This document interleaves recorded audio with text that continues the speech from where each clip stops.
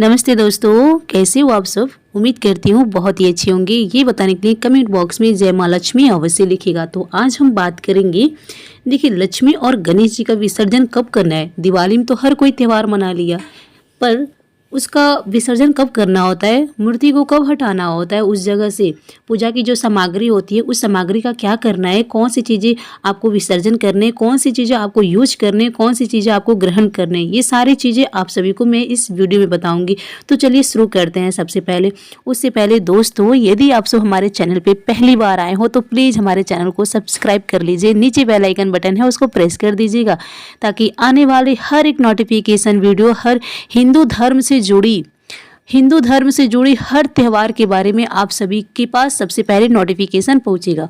तो प्लीज़ मुझे ज़्यादा से ज़्यादा सपोर्ट कीजिए, मेरे वीडियो को शेयर कीजिए और एक लाइक पक्का कीजिए, क्योंकि आप सभी का एक लाइक मुझे बहुत ही हिम्मत और प्रेरणा दिलाता है, आगे बढ़ने के लिए प्रोत्साहन होता है। तो आइए हम बताते हैं सबसे पहले आप सभी को क्या करना होता है। देखिए, आप सब दिवाली में शाम को तो पूजा कर लिए, और शाम को आप सब पूजा जब कर लेते हैं तो जो चौकी वगैरह होता है उसको वैसे ही छोड़ देना होगा, और ऐसे ही आप सब छोड़े भी होंगे जिस किसी ने कलश स्थापित किया होगा। तो आपको करना क्या है, जब भी आप शाम को विसर्जन अगर कर रहे हैं तो आपको नहा धो करके स्वच्छ वस्त्र धारण करने हैं। सबसे पहले स्वच्छ वस्त्र धारण करने के बाद से आपको चौकी के पास जाना है, जिस जगह आप स्थापना किए, माता रानी को बैठाए हैं, लक्ष्मी और गणेश जी की मूर्ति, वहाँ पे जाने के बाद से आपको पूजा करना है, विधिवत पूजा। जिस तरीके से आप लक्ष्मी पूजा के दिन पूजा पाठ किए थे उसी तरीके से आपको आज भी पूजा करना है। तो स्वच्छ वस्त्र धारण करने के बाद से आपको उनकी पूजा करनी है। धूप, अगरबत्ती, दीप, फल फ्रूट जो भी कुछ आपके पास है भोग चढ़ा दीजिएगा, उनको अच्छी तरीके से पूजा पाठ अर्चना कर लीजिएगा। उसके बाद से गणेश चालीसा और साथ में लक्ष्मी जी की आरती और गणेश जी की आरती भी साथ में कीजिएगा। इस तरीके से पूजा पाठ करने के बाद से क्षमा याचना कीजिएगा कि जो भी त्रुटियाँ हो गई हो, छोटी मोटी गलतियाँ हो गई हो, उसे क्षमा कीजिए गणपति जी, लक्ष्मी माता। इस तरीके से क्षमा याचना करते हुए अपनी पूजा का समापन कीजिएगा। उसके बाद से जो आप वहाँ पे सारी चीज़ें आप चढ़ा चुके हैं उसका करना क्या है, बहुत ही ध्यानपूर्वक आप सुनिएगा और समझिएगा। अगर हो सके तो जैसे जैसे हम बोल रहे हैं वैसे वैसे आप उस चीज़ों को हटा करके आप रखते भी जा सकते हैं, या तो आप वीडियो को सुन करके अच्छी तरीके से समझ करके उसको फॉलो कीजिए। तो सबसे पहले हम क्या करेंगे, पूजा पाठ करने के बाद से आपको करना क्या है, जो लक्ष्मी गणेश जी की मूर्ति है अभी आप उसे रहने दीजिए। सबसे पहले आप जो कलश के ऊपर कलश स्थापित किए हैं, जो दीपक प्रज्वलित है, जो दीपक जल रहा है, अखंड दीपक, तो देखिए अगर वो दीपक जल रहा है तो उसको बुझाना नहीं है, उस दीपक को उतार करके नीचे रख देना है। जब तक कि वो दीपक ठंडा ना हो जाए, जब तक कि वो दीपक अपने आप से ना बुझे ना, तब तक उसको बुझाना नहीं है। उस दीपक को आप रख दीजिए जब तक, अगर वो जल रहा है काफ़ी टाइम तक तो उसको जलने दीजिए आप, और सारी चीज़ों को विसर्जन कर सकते हैं। तो उसको उठा करके आप मंदिर में रख सकते हैं। तो जो कलश के अंदर आप कैसेली डाले होते हैं, सिक्का, ध्रुवा, हल्दी और सिक्का और साथ में सेंदूर, वे सब तो घुल गए होंगे पानी में, सेंदूर हल्दी, लेकिन जो हल्दी की गांठ होती है उसको आप खाने में यूज कर सकते हैं। जो कसेली उसको 1 साल तक रखने होते हैं। उसके बाद से जो सिक्का है उसको भी आपको अपनी तिजोरी में रख लेने होते हैं। और साथ में जो ध्रुवा है, गंगा जल है और सेंदूर, ये सब तो घुल गए होंगे उसमें। तो ये सारी चीज़ें आपको विसर्जन के दौरान करने होते हैं, विसर्जन कर देने होते हैं। और जो उसमें पान का पत्ता है उसको भी विसर्जन करने होते हैं। ये सारी चीज़ें आपको विसर्जन कर देने हैं। उसके बाद से जो उसके ऊपर आम के पत्ते होते हैं, उस आम के पत्ते को भी आपको विसर्जन करने हैं। ये सारी चीज़ें आप एक साइड में रखते जाइए, उसको भी विसर्जन करने हैं। उसके बाद से जो उसके ऊपर आप चावल रखें हैं या तो आप नारियल रखें, अगर आप नारियल रखें तो उसको साइड कर लीजिए सबसे पहले। उसके बाद से अगर आप चावल रखें तो उस चावल को या तो किसी ब्राह्मण को दान दक्षिणा दे दीजिए, या तो आप पक्षी को दे दीजिए, या तो किसी ज़रूरतमंद को दे दीजिए। तो देखिए यहाँ पे मैंने 3 ऑप्शन बताए, इन तीनों ऑप्शन में से आप कुछ भी कर सकते हैं। या तो किसी पक्षी को डाल दीजिए, रोज़ रोज़ थोड़े थोड़े डालिए, या तो किसी ज़रूरतमंद को दे दीजिए, या तो किसी ब्राह्मण को दे दीजिए, इस तरीके से। और उस दीपक को उठा करके आप अपने मंदिर में रख लीजिए। सबसे पहले ये काम, अगर आप कोई नारियल रखा है तो उस नारियल को आप विसर्जन भी कर सकते हैं, या तो उस नारियल को आप 1 साल तक रख सकते हैं।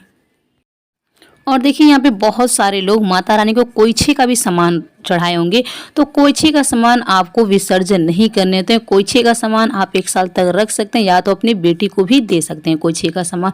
और उसके बाद से जो आप कमल का फूल लक्ष्मी माता को चढ़ाए हैं, कमल का पुष्प, उसको आप 1 साल रख लीजिए, या तो आप लक्ष्मी माता के साथ में विसर्जन कर सकते हैं। तो 1 साल आप रख भी सकते हैं, यहाँ पे 2 ऑप्शन है, या तो आप लक्ष्मी माता के साथ विसर्जन भी कर सकते हैं इस तरीके से। उसके बाद से जो धनिया है, देखिए बहुत सारे लोग धनिया भी चढ़ाते हैं, पूजा पाठ करते हैं, धनिया भी यूज किया जाता है उसमें। तो धनिया आपको शुद्ध सात्विक भोजन में आप अपने किचन में यूज कर सकते हैं। अगर आप शुद्ध सात्विक भोजन बना रहे हैं तो उसमें आप यूज कर सकते हैं धनिया, हल्दी, ये सब चीज़ें आप यूज कर सकते हैं। उसके बाद से जो माता रानी को वस्त्र आप पहनाए हैं, जो उनको वस्त्र पहनाए, उस वस्त्र को नहीं निकालना, उस वस्त्र को छोड़ दीजिएगा। जब तक माता रानी है, वस्त्र साफ सुथरा है, जब तक वस्त्र कुछ भी फट उठ नहीं रहा है, तब तक आप पहने रहने दीजिएगा। माता रानी 1 साल तक पहनी है तो भी ठीक है, आप निकाल के धुल सकते हैं, फिर उसको पहना सकते हैं। और जो जनेऊ पहनाए हैं गणेश जी को, गणपति पापा को और कान्हा जी को, उस जने को आप निकाल करके चाहें तो आप अपने घर में अगर कोई पहनने वाला तो पहना सकते हैं, या तो किसी ब्राह्मण को दे सकते हैं। अगर कोई नहीं है तो आप उसको भी विसर्जन कर सकते हैं। अगर आप कलावा भी पहनाए हैं गणपति जी को तो उसको भी विसर्जन कर दीजिए। अगर कोई पहनने वाला है तो पहन लीजिए, या तो आप विसर्जन कर दीजिए। तो इस तरीके से करना। और भी जो वहाँ पे दक्षिणा आप जो चढ़ाए हैं, उस दक्षिणा का आप रख दीजिएगा अपने तिजोरी में। और जो बहुत सारे लोग यहाँ पे चांदी के सिक्का चढ़ाते हैं, उस चांदी के सिक्के को भी तिजोरी में आप अपने हिसाब से कहीं भी रख दीजिएगा। और जो गणपति जी को आप माला पहनाए रहेंगे, फूल का माला रहेगा तो देखिए वो मुरझा जाएगा, माला तो खराब हो जाएगा, इतने दिनों तक रह नहीं पाएगा। इस वजह से उस माला को भी उतार करके आपको विसर्जन कर देने हैं। अगर आप रेडीमेड माला है तो उनको आप ऐसे ही पहनाए छोड़ दीजिएगा। और गणपति जी को और साथ में लक्ष्मी माता जी को उनके स्थान पर रख दीजिएगा, स्थापित कर दीजिएगा। या तो आप मिट्टी के लाए हैं, उनको विसर्जन करना है तो आप विसर्जन भी कर सकते हैं, या तो आप उनके स्थान पे उनको रख सकते हैं, अगर आपके घर में परमानेंट रहती हैं तो इस तरीके से भी कर सकते हैं। और इस तरीके से जो भी चावल नीचे आप अष्टकमल बनाए होंगे तो उस अष्टकमल जो चावल है वो सारी चीज़ें पक्षी को भी दे सकते हैं, या तो किसी ज़रूरतमंद को भी दे सकते हैं। और जो भी फूल पत्ती आप माता को चढ़ाए थे, ये सारी चीज़ें आपको विसर्जन के दौरान विसर्जन कर देने होते हैं।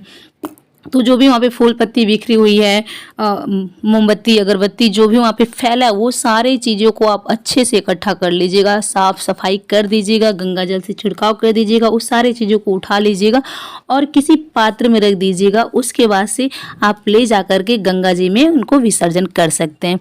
तो इस चीज़ को आप शाम के टाइम में कीजिएगा। तो उम्मीद करती हूँ सारी बातें आप सभी को क्लियर हो गई होगी। और जो भी आप बर्तन वगैरह वहाँ पे रख करके पूजा पाठ किए थे, वो सारी चीज़ें आप अपने किचन में यूज कर लीजिएगा। जो भी फल फ्रूट रहेगा वो सब आप खा लीजिएगा, अपने घर में सभी को वितरित कर दीजिएगा प्रसाद के रूप में। तो इस तरीके से समझ में आ गई सारी बातें। उम्मीद करती हूँ अगर आप सभी को मेरा वीडियो पसंद आए तो मेरी वीडियो को लाइक, शेयर एंड सब्सक्राइब करना बिल्कुल ना भूलिएगा, जिससे आने वाले हर एक नोटिफिकेशन वीडियो आप तक सबसे पहले पहुंच सके।